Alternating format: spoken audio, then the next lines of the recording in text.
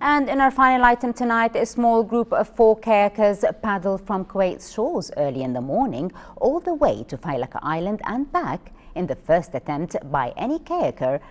Failaka lies 23 kilometers away from the mainland in the Arabian Gulf.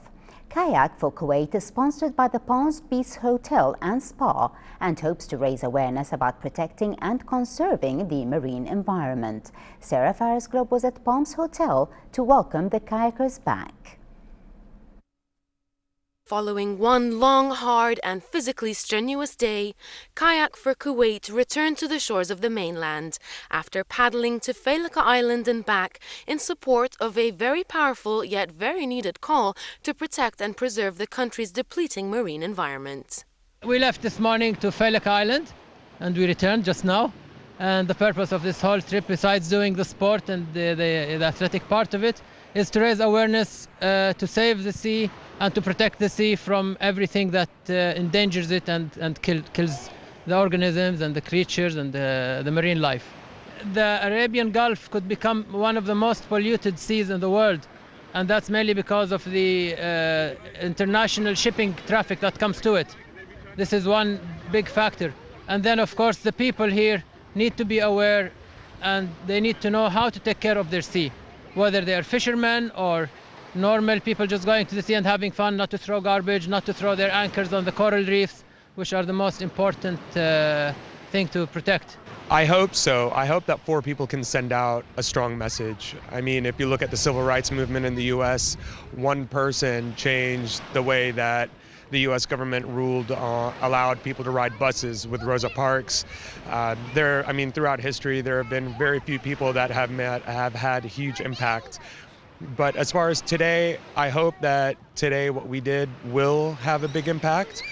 But more so than that, I hope that what we do today is an initiative or it's the beginning of raising awareness and an overall movement to better the environment. The 4 marine advocates, who have full-time jobs and supportive and encouraging families, set off from the shores of the Palms Beach Hotel in Salwa at 7 a.m. in the morning and arrived at Failika Island 4 hours later.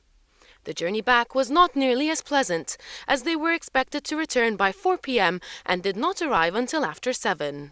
The way back it was dark. The sea was very choppy. It was very hard wind.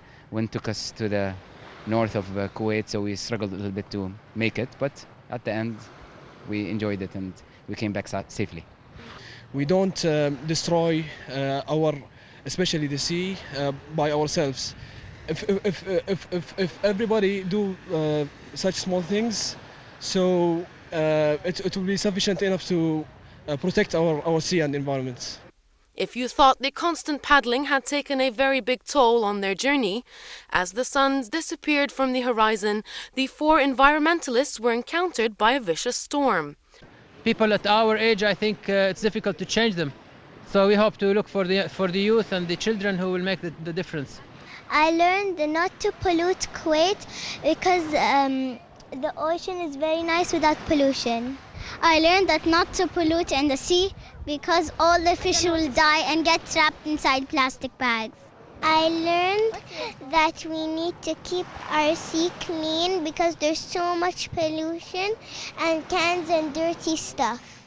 I learned that you're not supposed to pollute or put glass or throw stuff in the sea or anywhere else. But they persevered in their small vessels, and the heroes made it back safely with their message on environmental preservation ever more persistent. This small group of individuals have teamed up and kayaked all the way to Failika Island to send such a strong and powerful message in an effort to protect and preserve the local marine environment. From the Palms Beach Hotel, this is Sarah Globe reporting for English News.